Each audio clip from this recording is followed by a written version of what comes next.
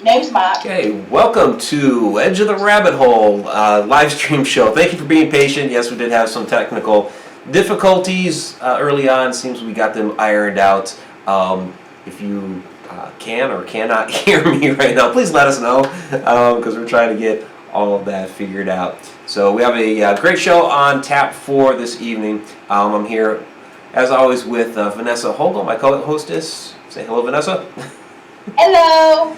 And our special guest this evening is Adrien Blackwell, and I have a little bio here to read to introduce her, and then we'll bring her in.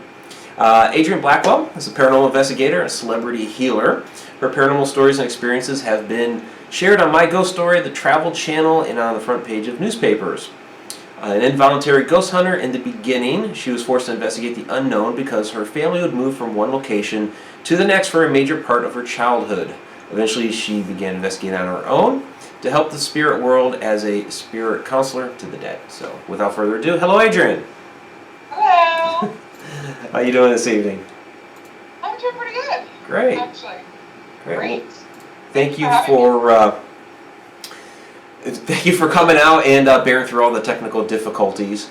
So, yeah, just if you could just kind of introduce yourself a little bit to our audience. I know I just read off your bio, but maybe give them a little bit more detail about who you are, what you do, that sort of thing. No problem. Okay, so I am a former celebrity psychic, and I decided to go in the realm of healing because I no longer wanted to tell people necessarily what was going to happen with their lives, but find out what people wanted to have happen and make it happen. So I kind of like think of it as like a genie in the bottle type thing. It's like your wish is my command. But I really enjoy what I do. I love what I do. But the paranormal aspect of things, I've been a healer the whole entire time, but I've been a healer to the spirit world more so than to people because, people would go into these haunted locations and say, oh my God, there's demonic activity and, there's angry spirits and things are being thrown. And I'd walk into a place and I'd be like, no, it's just a guy here who's really angry, and I would talk to him, and all of a sudden it was like they would tell me their story, and I was like, well, what do you need from me? What else do you need? And they were like, oh, that was it. I just wanted to tell you my story. And then take off, and they wouldn't have any more paranormal experiences. And I was like, okay, all right. So we really have to look at, the whole paranormal experiences. And I always tell people when they think that something really negative or bad is going on, I'm like, if you were falsely imprisoned, what would you do if nobody would listen? I was like, would you just stay silent, or would you get like one of those little cups and bang it up against the cell and say, listen to me? Right. So, yeah, counselors and spirits. So I've always had a lot of fun doing stuff like that. Well, I can't say always a lot of fun. As I got older, I had fun doing it. But as a kid, I actually grew up in haunted houses. And we are talking about one of the haunted houses from my youngest experiences.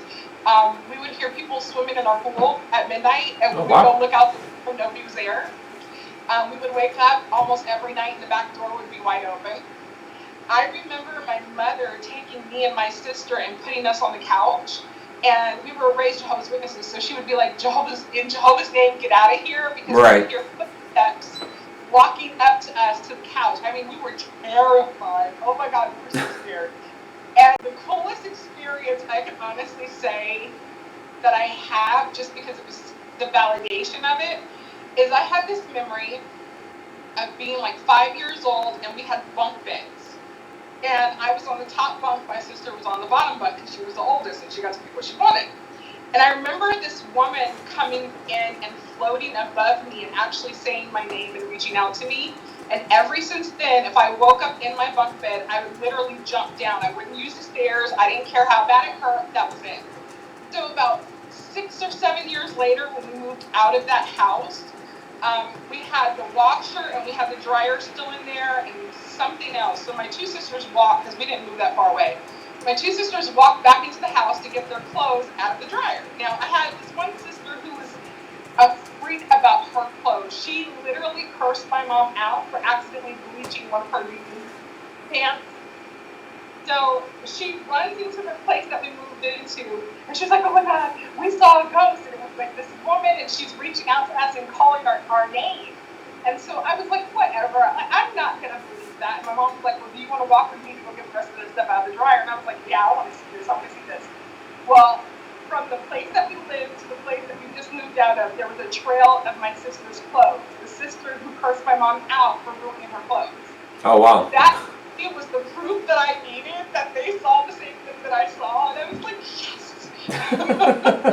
I was validated because I never told anybody what my experience was, and that's the reason I wouldn't sleep in my bunk bed. Right. They would literally let me fall asleep on the couch and then carry me and put me in my bunk bed. That's the only way I'd sleep there.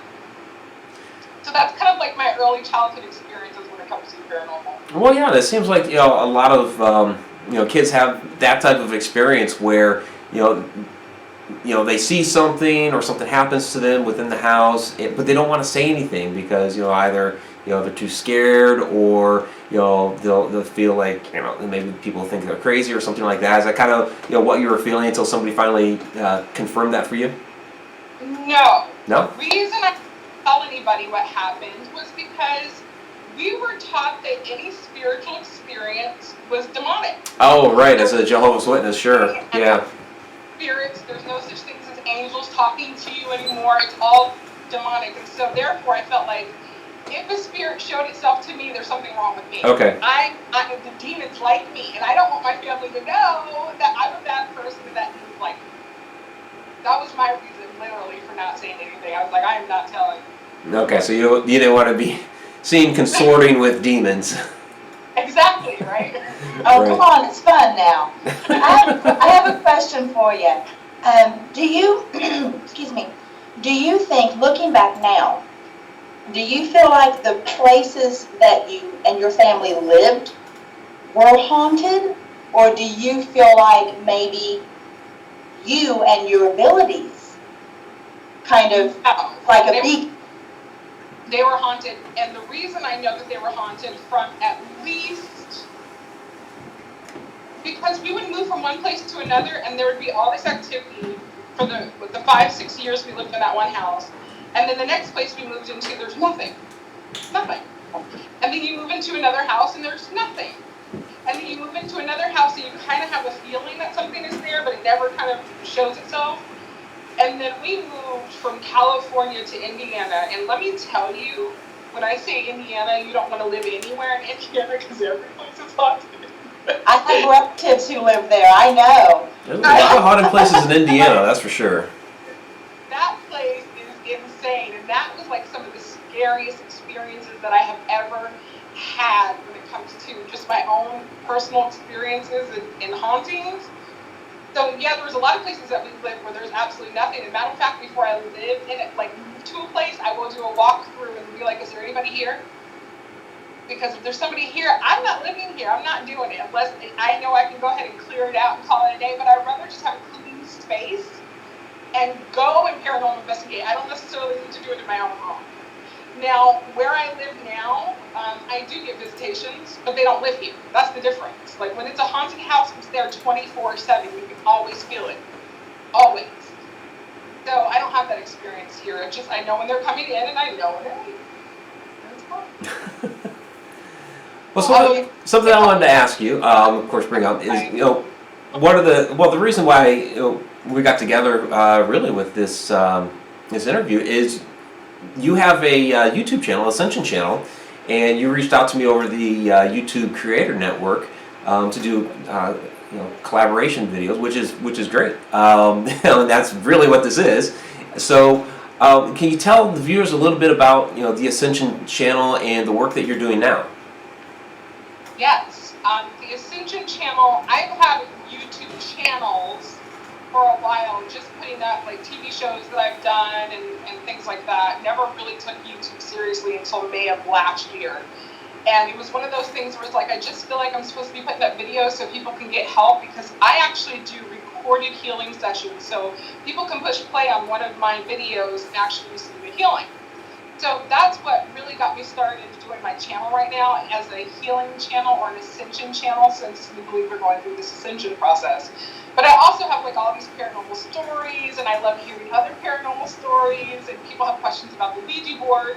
And so It's been like a collection of paranormal spiritual videos. I have like 103 videos up that are just about, healing, and some are webinars where I kind of talk to people about how to manifest and things like that. So I really have videos for anybody who wants to do anything when it comes to spirituality.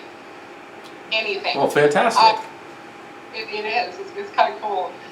The healing work that I do is called Ascended Healing, and I've literally been a healer for 16 years. It's kind of been off and on because I never really took it seriously because it was not something I actually wanted to do, to be honest with you. Okay.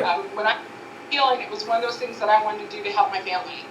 And the psychic work is what I was in love with. And so I would help my family. Like, I remember my mom was having some stomach issues. My mom people always thought she was pregnant, even in her 40s and 50s. She would be like, I'm not pregnant. But people think I'm 8 months pregnant.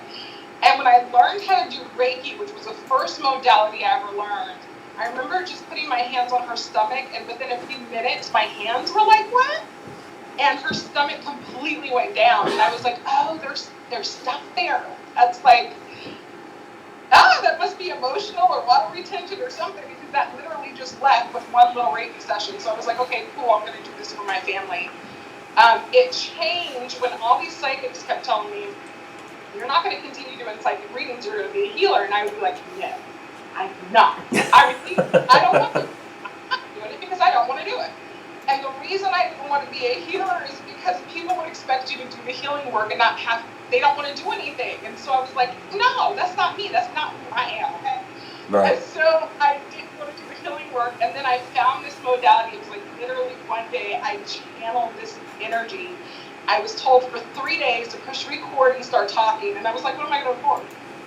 And I was like, I'm not doing this. And then I heard it again. And I always swore if I hear it 3 times, because of some of my experiences in my life, if I don't listen to the voice, if I hear it 3 times, I will do it. So that's the agreement I have with the other side. And I heard it 3 times, and I pressed record. And after I started talking, I was like, oh, let's do some healing work. And I left my body. Something happened, and I came back, and I was able to do a new kind of healing work. And the healing work is amazing. I've had people listen to one of my recordings and tell me they're bipolar, and depression literally just left off of them, like just left.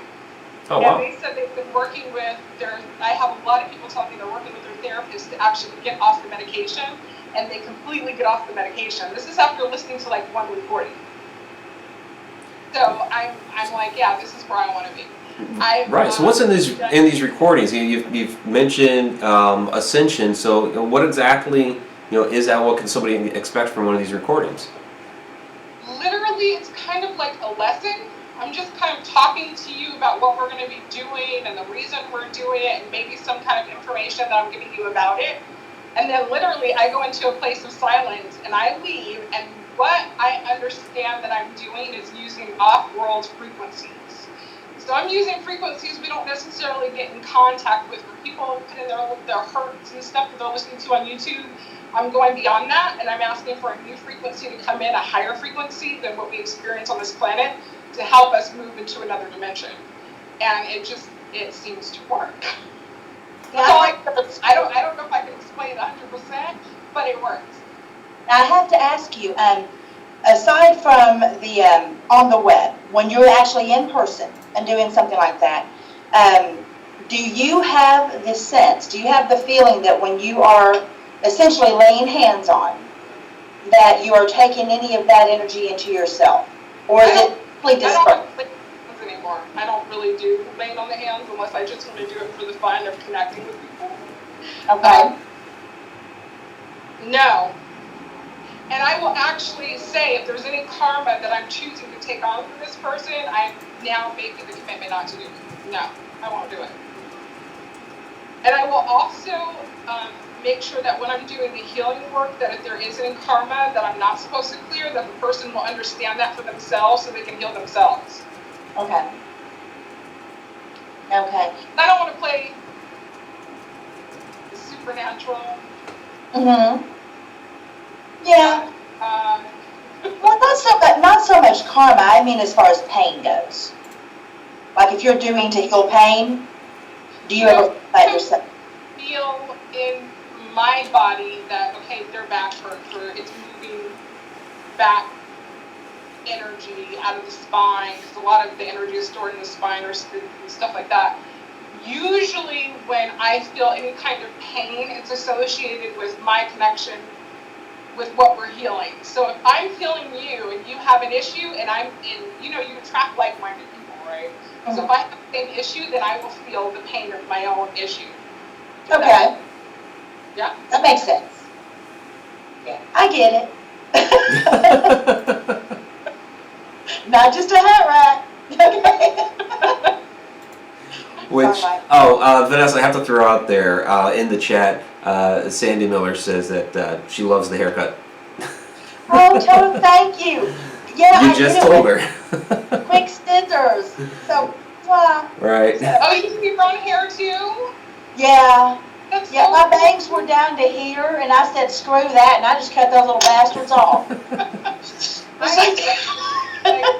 you're going through like a major life change, like something really deep is happening within.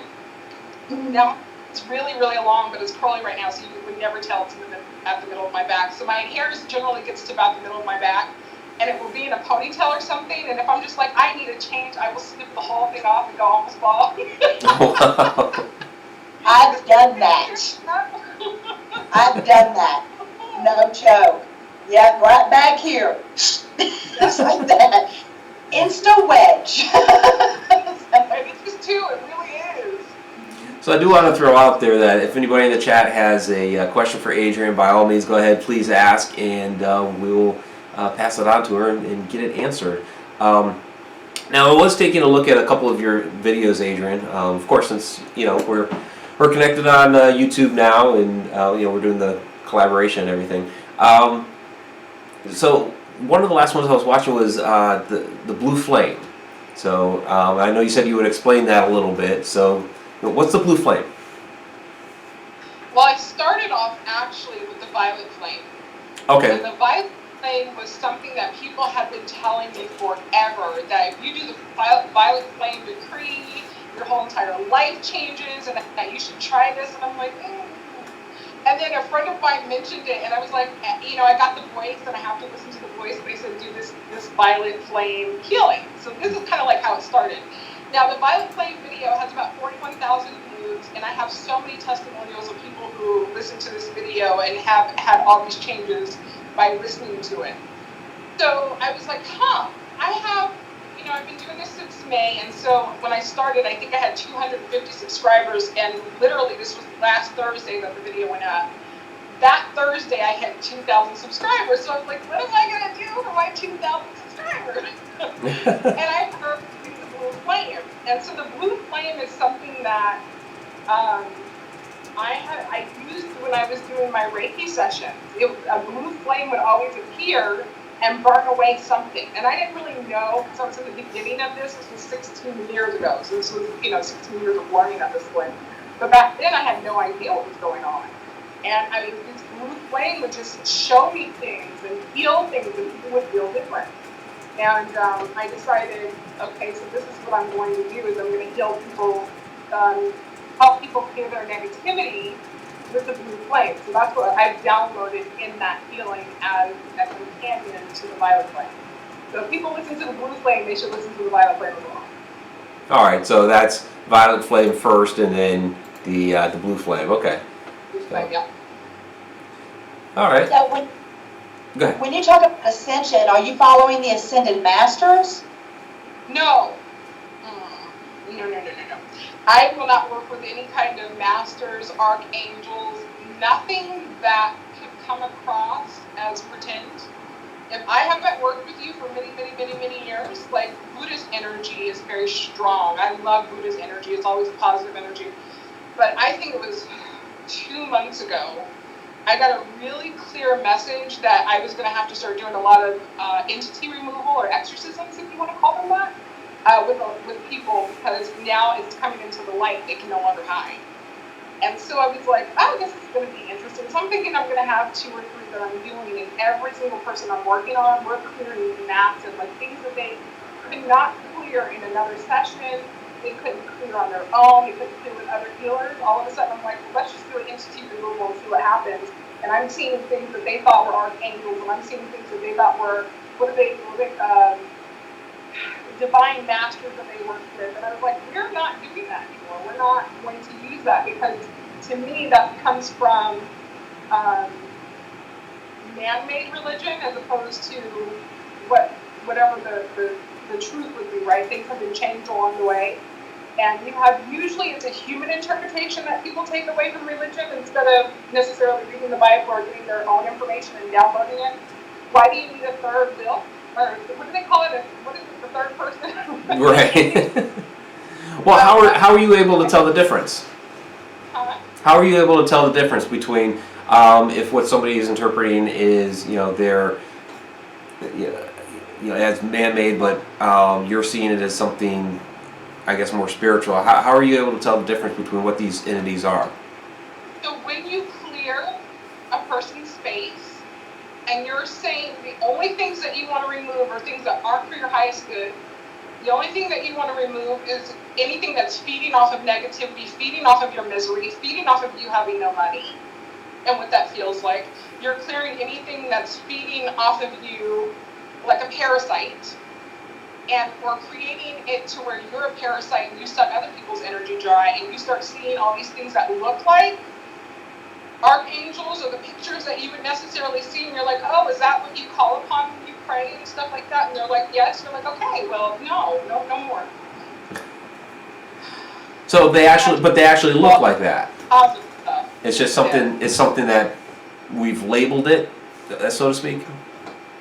What is it? I know. I'm just trying to understand it. So you're actually seeing something that we would, like in our man-made whatever, that we've labeled as an archangel, but you're interpreting that spirit, that entity, what have you, it's not an archangel. It's something else.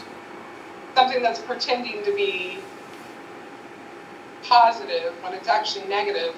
And who's to say that there aren't archangels that are negative? I mean, who knows? I don't know. But I know that it would be what they depicted as something that's positive that actually isn't. Yeah.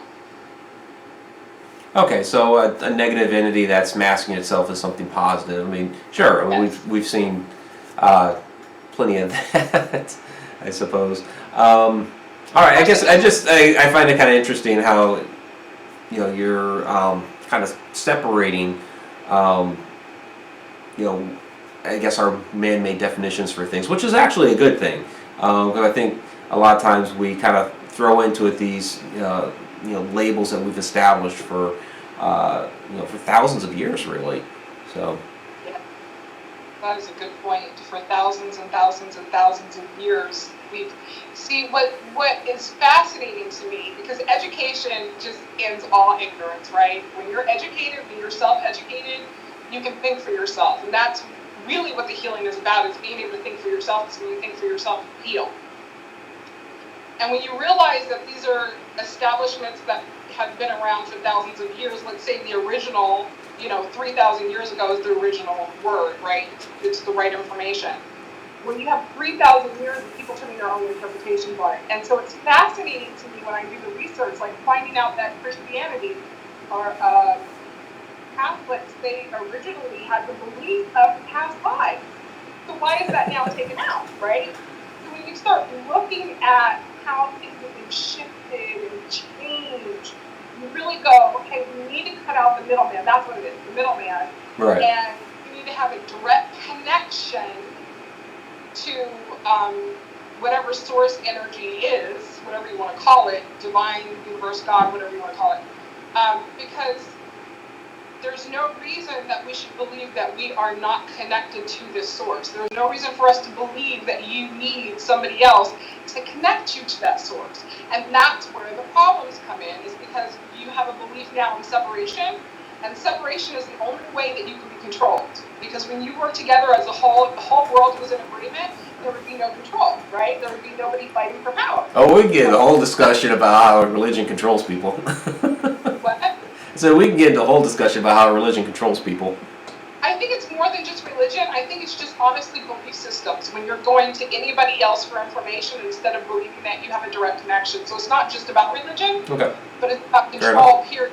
The idea that if you can separate somebody from another person, if you can get people in arguments and get them with different belief systems, if you can do that, you can control control them. So it's kind of beyond religion, but talking about the religion kind of makes sense because people can understand that. I can. Except for what I went through this past week, I can sure understand it. So, yeah, we're right there. I got you. Sorry. No, Vanessa, I know you've had a lot of experience with that. So.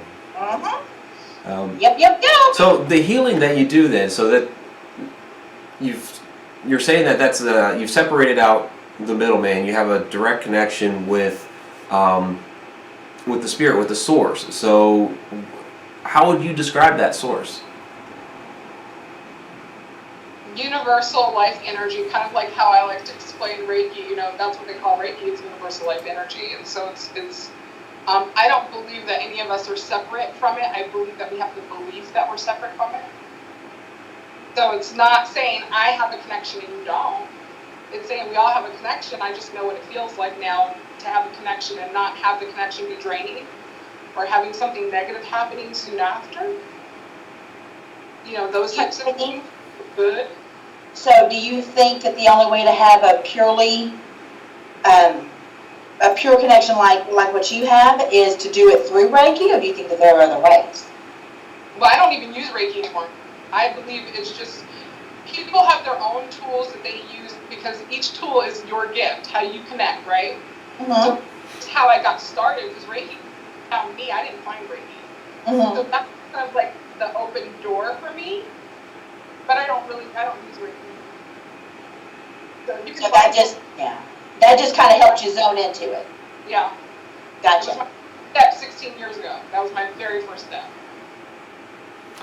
But okay. I know that you were asking about, the ascension. It's, it's ascended healing is what I call it. And you were asking if that means I work with the ascended master. So it does not mean that, but it is because we are going through the ascension process where we are having a higher vibrational frequency. And they are finding that the world is speeding up. They are finding that our DNA is changing. So we are experiencing something that we are calling the ascension. And so ascended healing is to help us raise our vibration. That's the whole purpose of the word, basically. Ascending. It's not about ascending masters or anything special. Okay, we do have a comment from the chat room. I want to get your take on this, Adrien. So, Carrie Parrish, thank you again for stopping in and watching. Carrie says, as human beings, we could never look upon an archangel. Do you believe that to be true? Of a real, true archangel is something that we as humans would not be able to look upon. Maybe its energy or power is just too overwhelming for us. That is an interesting question. The reason that is an interesting question is because I cannot answer that honestly from my belief system standpoint. I can answer it more from a scientific standpoint because I do not believe archangels per se. From a scientific standpoint, we are limited in what we can see. I mean, that is a scientific fact. There is a lot that's happening right in front of us that we cannot see. That's why we have night vision glasses. That's why we have telescopes. That's why we have microscopes. There is proof that there is stuff that's happening. For these people who say seeing is believing will is going to make you a long time, because science still hasn't caught up to all that. So, yeah, I think if there are such beings that are in existence, I think there's a lot of beings beyond something that would be considered just an archangel. There's a lot of beings that are there that you can't see because as a human, you're limited in this physical body. Yeah, well, true enough. I mean, we're kind of caught in a vessel here.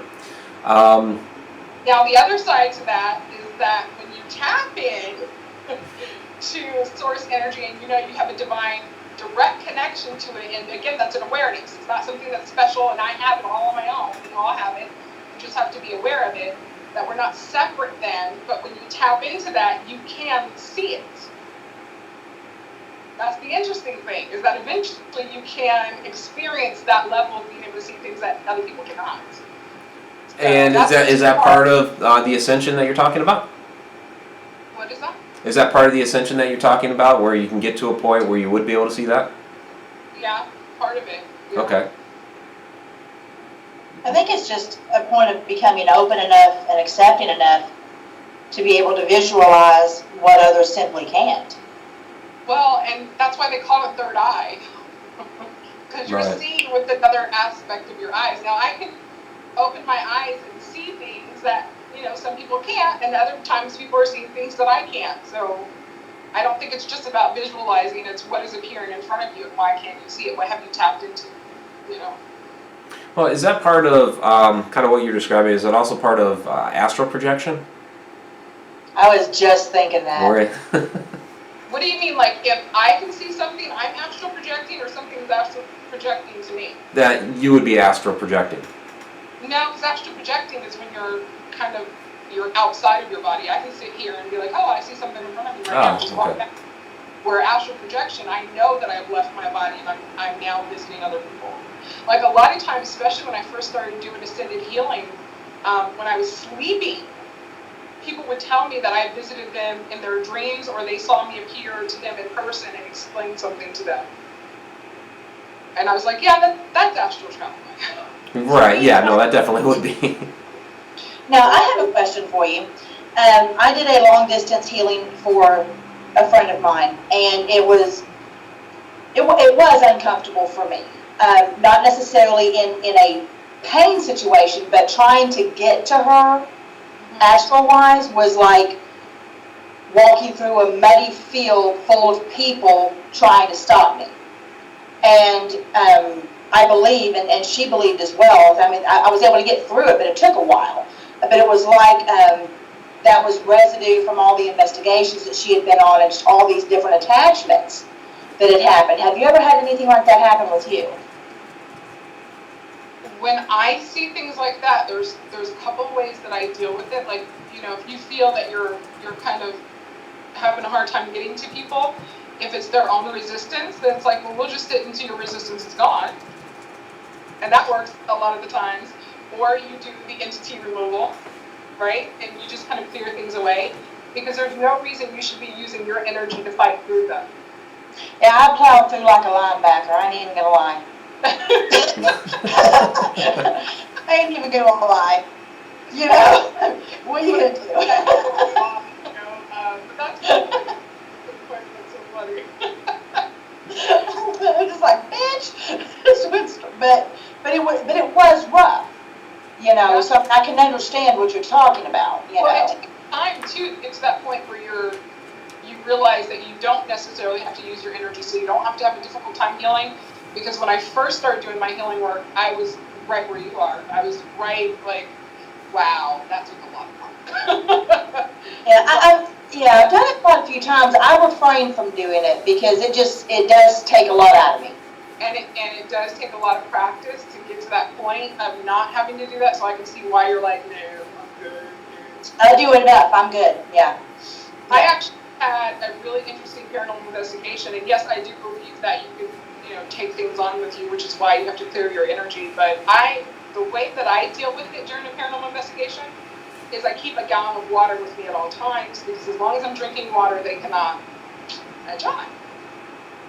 So this one paranormal investigation, we were doing this. There was 4 different locations on this property. It was old stagecoach place. They mined for gold, Native Americans, the whole 9 yards, all on this property.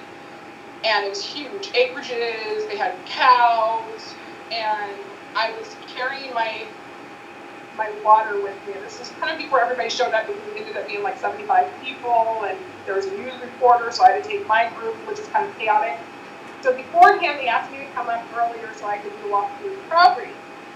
So I have my gallon of water, and this spirit little girl came up to me and tapped on me and said, do not go in the barn. And I said, oh no, like I want to listen to you, but they brought me up here to show me these places, and I don't know how to tell them, no, I'm not going to your barn, so I am going to go in. And she's like, please don't, it's going to get you. So the little girl has proved herself to me just a few minutes before, when I said, the little girl's telling me that there's a church right here, the church got burned down, and she wants me to walk that way. And we were like, yeah, we'll take you. And I said, no, she's telling me there's another road to get there, and you're not on the right one. And they said, everything you said is 100%. That there was another road, the way that you're going, there was a church that got burned down, blah, blah, blah. So I believe this little girl, okay? And I go into the the barn, you get some intelligent spirits, because especially when you know you're working with a lot of dust and you're taking pictures and you're getting dust particles. And so the way that I deal with that is I ask them to change colors, I ask them to move to certain locations so I know that it's intelligence that we're getting. And so we got some intelligent responses, but when I got out of that barn, I could not stand up anymore. I couldn't stand up straight. I literally just doubled over and grabbed onto my ankles because I couldn't stand up anymore.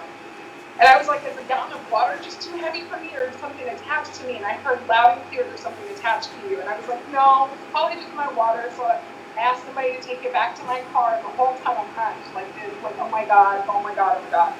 So during, 6 hours later, towards the end of the investigation, we just had the most interesting things happen. We went into the gate where the cows and things were, but we're talking about acres, so there's no cows nearby. They've already went to where they go to sleep. And all of a sudden, we start seeing something just come straight for us. It was the scariest experience because you don't, like, okay, it's a bull coming towards us, we're getting ready to die. Why is he angry? So, like, everybody, we have to figure out where to go because everybody's pointing to this and we're seeing it, and all of a sudden it just dissipates, it's just gone. So then the reporter thinks this is all crap, none of this is true, and I did an EVP session, and something came up behind her and these two other women and answered my question, and it scared her so bad she left. And then the third thing that happened was this woman started feeling like she was choking, and she started saying, she's choking, and you can see the red marks coming up on her face. So as I'm dealing with this, somebody's snapping pictures behind me. So when I finally get this thing off of her, and they show me these pictures, something is literally hanging on my back. In the pictures, you can see something hanging on your back?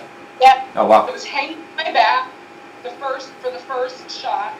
The second shot is when we finally dealt with the spirit and had it leave, and you just see whatever was on me start to move away from me. So you can actually catch it in motion going away from my body. And then the third picture was gone. Oh, wow. Okay. Well, and I remember asking them, I was like, can you please email this to me? But there were so many people there, I have no idea who I asked it, and I never got an email. So I was like, that's just so disappointing. But for like 6-7 hours, I had something hanging on my back, and when after the pictures were done, I didn't have that heaviness. Oh, okay. My back, so literally, they will hang off of you, they will feed on you, they will go home with you. So yes, I understand what you were saying about the healing. Well, we have a question from the chat room. Actually, a couple of people are wondering this, myself included, Shauna, Sandy, and I think there might have been a couple others. You said drinking the water helps keep you from things from latching on, and we haven't heard of this. That's a new one on me as well as a couple others. So, that's paranormal. I know. I've been, yeah, for decades, but never heard of that one. So, how does the water help you to not get attachments? I don't know if you've ever noticed this, but if you go into a severely haunted house and you put out water, and you try to make some kind of communication with them, the water will disappear. So well, I know that water can be a conduit of paranormal activity. That's why usually around streams, rivers, what have you, you get a lot more activity. So how much water do we have in our bodies? It's mostly water. So around, I think that they say something like 85%. Something like that, yeah. Me, I get very, very dehydrated. When something's hanging on me, I get very, very dehydrated. And so as long as I keep myself hydrated, nothing can attach itself to me. As long as I don't get dehydrated, I'm fine. But if I get dehydrated, that's it. They latched on. I have to literally go to sleep before I can wake up the next day and clear my space, and clear my energy. So I will never allow myself to get dehydrated in a paranormal investigation again. That was the only time because I couldn't carry the water. Okay. Anymore because their attachment. But yeah, water is protection. No, that's a new one. I mean, but I have to ask a follow-up. If they're feeding off that water, using the water as an energy conduit, wouldn't drinking the water then keep supplying them with more to feed off of? Even if it supplies them with more to feed off of, it's not draining me, so they can't attach. They can only use the water to feed. There's no attachment. So if you can think of it as something that's lubricated, you can't really get a grasp on it, so they can kind of use that energy as long as I'm trying to communicate with them. But as soon as I'm done and I'm like, you are not welcome to continue with me, then that's it. They can't latch on as long as I'm hydrated. I'm fine. Okay. Nope. I need to try that. Yeah. And it's interesting is the people that I worked with for years during paranormal investigations, like, and nobody had ever taught me this. This is something I figured out. But everybody I worked with, they were like, I know, I have to carry water with me too, because I realized the same thing. So everybody was doing it. Just the pride, but not everybody is like, oh yeah, I carry around water too. Yeah, for me, it's always been food. What do you mean? When I get drained, it's not a dehydration. It's almost like they shrink my stomach, if that makes any sense. I'm drained literally from the inside out. But I let them hop on in and they drive me like a car, and then I kick them out and all's good. You know, so, true story, ask anybody. But yeah, I have to make sure I've got food. I have to eat. And I'm not saying, there's a joke of me and bananas. For real. Because I ate like half of a bunch of bananas. Yeah. Yeah, I ate like 4 of them. Just, within about 60 seconds. So you're probably dealing with both, where you're trying to keep, because water is not the only way to keep yourself hydrated, because even if you went out in the desert, you were only drinking water, but you didn't have the minerals that you needed in the water, you would still die. So that's why coconut water is a better way to actually hydrate yourself. So the potassium and stuff in the banana would actually keep you pretty hydrated. So that to me is telling me you're working with both. But I know when I do energy work on people or after a paranormal investigation, everybo's starving. Coconut water. If only I liked coconut water. I don't like coconut.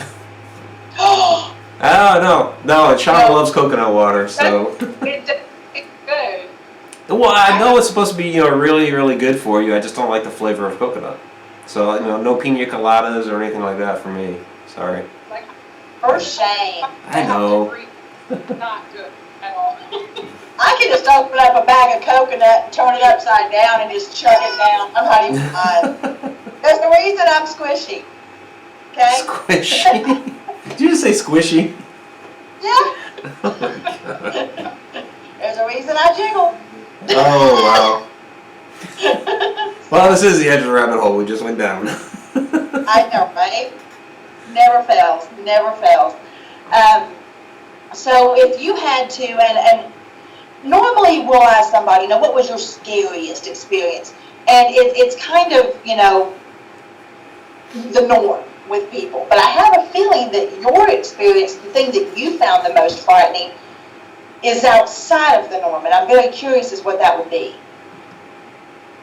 I don't know if it's outside the norm necessarily, but nothing in my life has been normal. You guys haven't even really heard anything yet, but when I lived in Indiana, the one thing that always sticks out in my mind, when I lived in Indiana, my mother moved us into this house.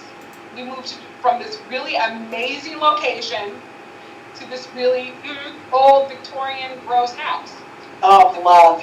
This house without faulting us, knowing that we keep moving into haunted locations. And as soon as I walked in the house, I knew something was up. And I was like, I want this room down here. And she says, no, I already picked out your room. And your sister says she wanted that room. And I was so angry. I remember being so pissed off because how dare you choose my room for me and then give me the haunted room, okay? I remember going upstairs and when she pointed at my room, whatever was in there didn't want me in there. So I had an instant agreement that I would put my clothes and everything away. And well, I didn't actually put it away. We put the boxes in there, and she said I did kind of have a feeling when I came to this house that there was something in that room. And I said, you get it to me. So I put everything in there, left the boxes in there, and I would sleep on the couch. And whenever I needed a change of clothes, I would go in there, get my change of clothes, go downstairs to the bathroom and change. I did not live in this room. That's how bad it was. So one night I think I was just ready to take a nap. I wasn't ready to go to sleep yet. I was just tired. And I locked the front door and went on the couch and went to sleep. And so I started having this dream. And the dream was that somebody walked in the front door and everything in my life was exactly how it was right before I went to sleep. And I said, how did you get in? And the girl said, the door was open. I said, no, it wasn't. I locked the door before I went to sleep. And so she got pissed at me for realizing that I knew that it wasn't really her and that she didn't get in and open the door. And whatever it was turned into a spirit that I kept sensing upstairs, and it jumped on me while I was sleeping. And when I woke up, I couldn't breathe, I couldn't move, and I was saying, get off me, get off me, get off me in my mind, and finally it let up. And that was probably the most terrifying experience I ever had, because I honestly thought it was trying to kill me. And then after, because I could sense it before that, but I couldn't see it before that. And after that, I started seeing it. It would come down the stairs and get me and go back upstairs. And you could hear it walk down and you could hear it walk up. And I really thought that it would stay in the confines of the room, and it didn't. It started traveling throughout the house after that. Did it affect anybody else in the house? I don't know, because there were so many different spirits that we had noticed there. I don't know what affected us and what didn't. My sister had her second son, and he was maybe 3-4 months old, and I was the only one home alone with him, and he started crying. Well, he wasn't a baby that liked to be touched or held or anything. If he cries, he needs his diaper changed or he needs food. So I was like, I know he must be hungry, so I went to the kitchen and I made him a bottle, and I started shaking the bottle, and all of a sudden he stops crying, and that's not like him to stop crying. So I'm scared at this point, because I'm only like 15. And I'm terrified, because I was like, he doesn't cry until he gets what he wants, and he just stopped crying out of the blue. And I know that there's something over there with him. And so I literally walked out of the kitchen and I looked, and there was this woman in Victorian clothing, and she had her hand in the bassinet talking to him. And I literally just walked back into the kitchen and said, I didn't see that, I didn't see that, I didn't see that, I didn't see that. And then I backed up again and I looked, and she turned and looked at me and then walked out of the door. Like, I did my job and I'm leaving. So, I mean, it affected the baby, like it was, but it didn't seem like a negative spirit. So I don't know how many spirits were in the house. I didn't know who was being affected by it. I didn't care. I was angry the whole time I was in the house, because I had stuff with the room where the thing wanted to kill me. And then after we moved, I was fine, but it was just like you always felt like you were going to be attacked at any moment in that house. So many bad things happened in that house too. And the best thing that happened was the landlord actually did something illegal, which was sold the house up under us. Oh, wow. So we had 3 days to move out of the house, and my mother said we can either sue him and stay here, or we can move into one of his apartments. And I said, we are moving. Not sue him, move, because I don't want to be here anymore. Yeah. So that's a blessing, because we ended up moving into a place that wasn't haunted. Well, and that actually brings up a very interesting point that I just researched this week for any of our lovely viewers who are watching, and anyone who listens on the radio later. Did you know that there are certain states in the United States where it is actually illegal to not disclose whether or not your house is haunted before you sell it? I did not know that. And it's in more states than you would believe. Do you remember some of the states? California, Arizona, New York, to name 3. Indiana actually might be one of them now. But yeah, it's because it's part of psychological experiences and psychological baggage that can be caused at that particular location. It doesn't even have to be a crime that was committed. It just has to be something of record. So if you have a place that you're living at and you've had multiple experiences, all documented, even if you don't know the exact source of it, once that becomes public knowledge, you have to disclose that. And I did not know that. Interesting tidbit of information there. Yeah, well, it's great that some states are on board with that, because, yeah, you should. I know, right? Yeah, it should be disclosed if it's haunted. There's so many people who are having such bad, paranormal experiences that they would just up and leave and sell the house. And Right. then the next people have the same experience. I mean, that's kind of understandable and horrible all at the same time. Right. So yeah, it's a law because of that. I don't think it was a law in Indiana at the time. But No, I think this is like in the last 10, 15 years. no. Yeah, I was fascinated. So, thought I'd share. Well, thanks. It's good information. People actually need to know that, I know. So, I was like, yeah. So, I got an itch. All right, so Another question, kind of, I guess maybe deviating, but because we are getting down towards the end of the show, so I want people to know a little bit more information about you, how they can find you, that sort of thing. So you have a group on Facebook called Activate Cosmic Consciousness.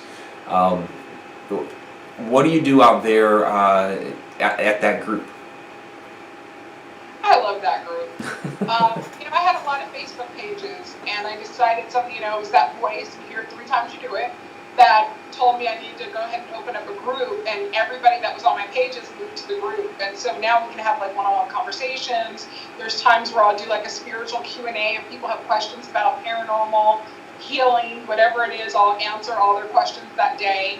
I'm always posting information. We always talk about aliens. We're talking about cleanses. We talk about hauntings. We talk about anything that is beyond the normal realm of consciousness. We're trying to move beyond. We're trying to learn things like that. Plus, every day I'm asking people questions about them, just because I love to know who's, people are in the group and what they think and what's going on in their lives. Like the most recent question was for all of those who are in a relationship, how did you meet your significant other? And so we always have fun in the group, getting to learn about each other and stuff like that. So we do a lot in the group. I post my free healings in the group, and I post my healings that are for sale in the group, and sometimes I'm doing webinars, and soon I'm going to start doing Facebook Lives just for my group. So people who want to get in on it, just join the group. Oh, great. So you'll be doing Facebook Live right through the group? Yeah. Yep. Okay. I haven't done it yet, but I'm excited. I was like, once we hit a certain number, yeah, I'm going to for you guys. Yeah, the whole live aspect has been really interesting. We were doing some Facebook Live paranormal investigation at the Bel Air House Really? the other week. Yeah, so and that was really interesting to have people interacting with you, right in the middle of the investigation. So it can definitely be a useful tool. Where are you located? That's what I want to know. Ohio. Ohio? I'm in Ohio. Yeah. Okay. All right. So you're not too far. All right. Experience. Well, if you're in Indiana, yeah, not too far. I've been all over the place though. Really. Because I'm trying to think of like where are the places that you get to. I binge watch a lot of your videos. Well, thank you. Like, that's always good to hear. oh, but where is he investigating? Some of these look like it'd be fun to go on investigations with them. So I was wondering where you were. Yeah, no, all over the place. I do get out to Illinois a lot because, of course, Shauna is out there. So we were just, at the Goldenrod Showboat again this past weekend. And yeah, so I do a lot of traveling. Mike's great to investigate with if you ever get a Thank chance. you. So, and Shauna's saying in the chat room that sometime you need to come out to the Goldenrod. She'd love to get your take on it. So, good, just because the energy there is just absolutely fantastic. That'd be cool. Yeah.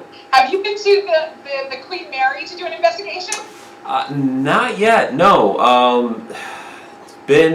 I haven't been out to California in about almost 5 years. So, and that was just to, well, like you also did My Ghost Story. So that was just out there to do that.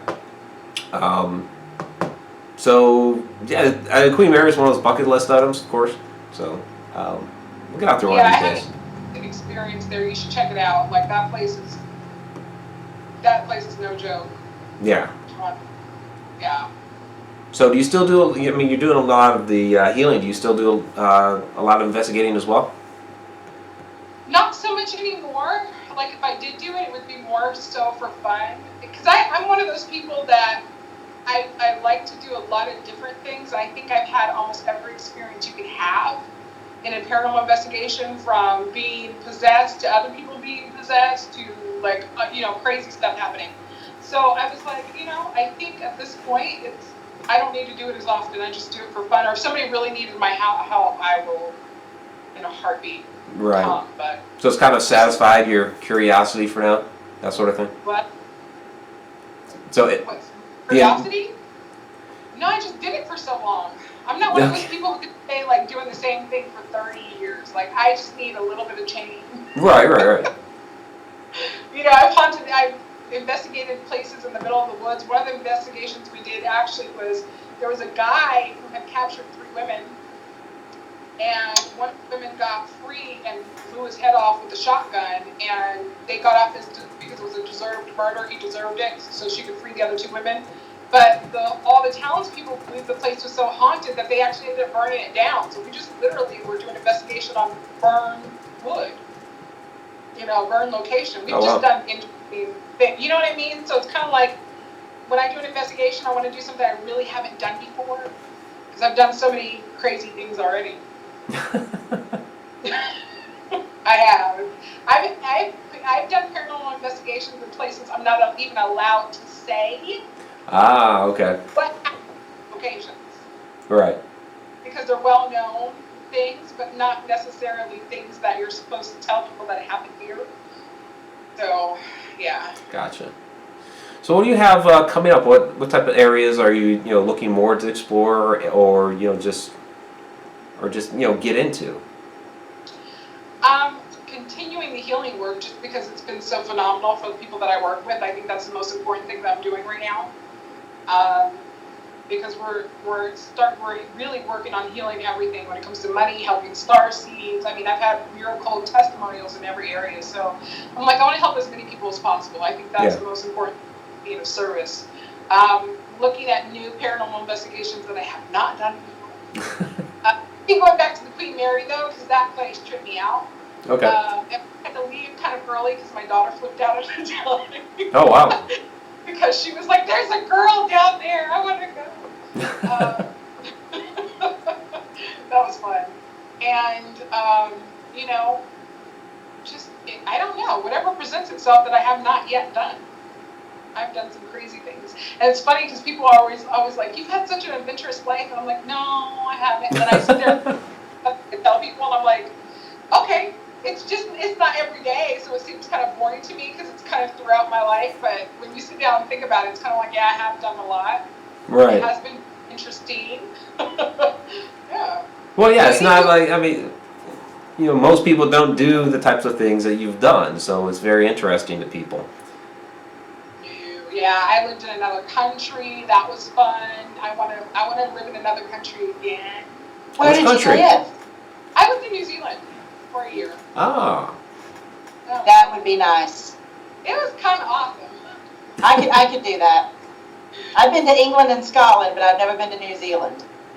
I had like one of the best psychic readings there from the psychic. I remember that. I remember traveling, and that opened up the whole spiritual realm for me, actually, at that location, because I did not see ghosts and spirits as friendly until then, which is really interesting. I kind of faced my fears there, so that was it was amazing all the way around to live there. Yeah, and from my understanding, New Zealand is also very beautiful. So. I went to some of the islands. Oh, did you? And, yes, and there was this one place that we went to a pottery for a week. And so you take the ferry to this island, and you're at this, the place that you're staying. And we got to do midnight kayaking. Wow. And we got to go to the beach during the day, and nobody else was on the beach. Nobody else. We literally had the beautiful white sand beaches all to ourselves, and it was really interesting because there were starfish that were beached for about a mile. So we kept walking the whole mile, throwing them back in the water. Yeah, that was pretty incredible. And it was funny because the last one that I actually picked up, I knew it was the last one. And I was like, we should really get a camera. So the friend that I was with said, I'm going to walk all the way back and get the camera because I think so too. And while she was gone, I felt my daughter put her hand on my butt and kind of lean in to see the starfish. So I turned to show her the starfish, and she was not there. So I freaked out. Oh. She was only 2.5 at the time. So I really freaked out, and I was like, she's in the water, she doesn't know how to swim, oh my God. So I'm looking in the water frantically, and I hear a voice tell me, no, look up. And so when I look up, she's way behind me on the dunes, like, I'm not getting in the water, Mom, I'm not doing it. Terrified, and I was like, well, then what leaned in to see what I was doing? Right. Huh. Okay. Yeah. That was a place that I saw somebody kicking a can down the street, some invisible force kicking a can. It was just very interesting things that happened there. And it's all happening within this beautiful scenery, so it doesn't seem as scary. I don't know why. But with the haunted stuff, you see things that are broken down and decrepit, but this is all happening in a very beautiful place. and so it feels safer, I guess. We like broken down and decrepit. Yes. Yeah. Fine. At the time, I was terrified by it. So it's like this was easing me into being okay with the spiritual world, and then when I came back, I could deal with old and decrepit just fine. Well, I hate to say it, but our I know. hour is come to an end. So, Adrien, I do really want to thank you for coming out tonight and chatting with us and telling us a little bit more about yourself and your adventures. Can you tell our viewers again how they can find you, where at, and maybe toss out a couple links? Best place to find me is on YouTube, because you can message me on YouTube too, which is the Ascension Channel. And you can also find me on Facebook, and that's called, the group is called Activate Cosmic Consciousness. And you can also find me, Adrien Blackwell, my fan page, if you want to message me on there. I don't use my website too much anymore, so those are the best places to find me. Social media. Yep, and I have linked this Ascension Channel in the description, so everybody can go out there, and I'll add the group to that as well. So I joined it out on Facebook. So, and Shauna had asked about it in the chat, and so I put the name in there. So and it's actually the name of tonight's video, Activate Cosmic Consciousness. So kind of an easy reference for anybody looking for your group.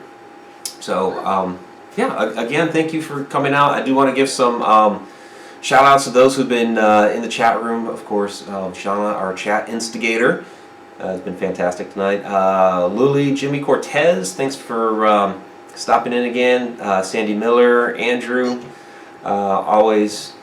Who else? I know Carrie Parrish was in there earlier. I think Linda was in here earlier, right? Diane Hilbert, and I'm scrolling. Well, that's a lot of people. So I do want to thank all you guys for coming out, chatting, watching our fantastic guest, Adrien Blackwell. Please check out all of her. Like I said, it's going to be linked below. Ascension Channel is down there. Check out her channel, and Activate Cosmic Consciousness as well. So, excuse me. I've been drinking water. Said keep hydrated, right? Yep. It's just Don't like, jump on it. right. I get a kick out of it. Yeah. So yeah, there's a lot. There's a lot more coming up on Haunted Road Media this week and the following weeks. Finishing up on the next Return of the Goldenrod video that's coming up. Then will be the Bel Air House. Those are the next two big ones. Of course, Friday Night Ghost Frights is coming up. New Time Chandler is coming out as well, and I'm also going to review the movie Rings. So a lot of great. Of course, there'll be a lot of great footage, evidence, walkthroughs, what have you. What you won't find is a thermal image of a reflection off the dining room window. So I had to throw that one out there. So again, well, Vanessa, I guess I'll let you say goodbye as well, since I keep running my mouth. That's okay. You run. Bye.